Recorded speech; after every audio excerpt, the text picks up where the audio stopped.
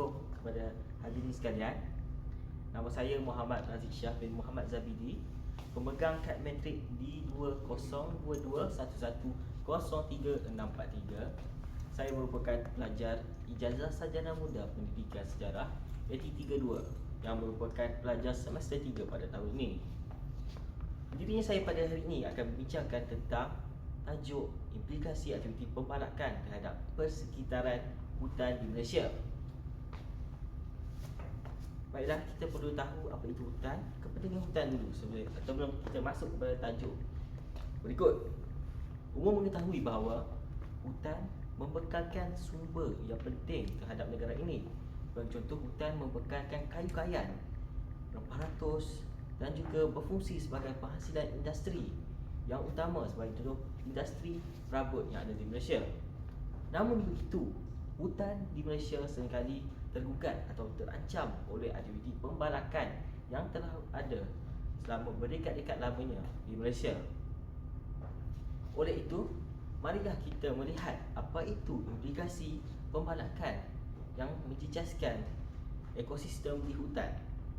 Baiklah, implikasi pembalakan haram yang pertama ialah dapat menyebabkan kemerosotan flora dan fauna. Kemerosotan flora dan fauna ini adalah disebabkan aktiviti pembalakan tersebut. Aktiviti pembalakan tersebut telah menyebabkan habitat-habitat para flora dan fauna seperti haiwan dan juga termasuk tumbuhan tergugat dan terancam.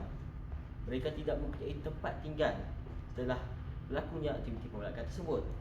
Baiklah, kita beralih kepada implikasi yang kedua, iaitu bencana alam. Jelas kita dapat lihat bahawa pembalakan haram ini sedikit sebanyak menjadi faktor atau pemangkin yang penting dalam menyebabkan berlakunya bencana alam. Walaupun kita tahu bahawa bencana alam ini merupakan faktor semula jadi, namun pembalakan haram ini dia membantu meningkatkan kebarangkalian berlakunya bencana alam tersebut. Sebagai contoh, hutan berfungsi untuk menahan atau menyerap kelajuan air atau aliran air daripada sungai dengan kadar yang lebih lambat. Namun sekiranya hutan telah ditarah atau ditebang melalui pembalakan haram, ia akan menyebabkan aliran-aliran sungai tersebut menjadi lebih deras, dan hal ini akan lebih teruk apabila berlakunya hujan. Hujan tersebut akan menyebabkan banjir berlaku. Okey, di situ kita dapat lihat bahawa pembalakan haram menjadi satu perkara yang penting dalam menyebabkan berlakunya bencana alam. Okey, kita beralih kepada implikasi yang ketiga pula, iaitu peningkatan suhu.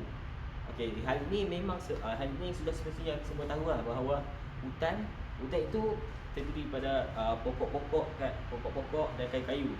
Okey, pokok-pokok dan kayu ini membekalkan oksigen.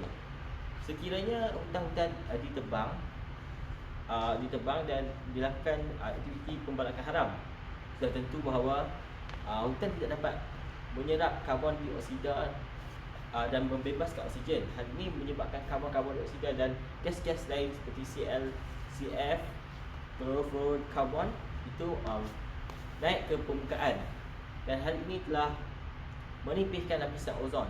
Lapisan ozon yang nipis akan menyebabkan cahaya matahari untuk masuk lebih cepat, dan hal ini menyebabkan berlakunya peningkatan suhu. Okey, oleh itu hutan perlulah dijaga oleh pelbagai pihak. Setiap pihak atau pihak yang bertanggungjawab perlu memantau isu pembalakan haram ini. Itu sahaja daripada saya. Sekian, terima kasih. Assalamualaikum.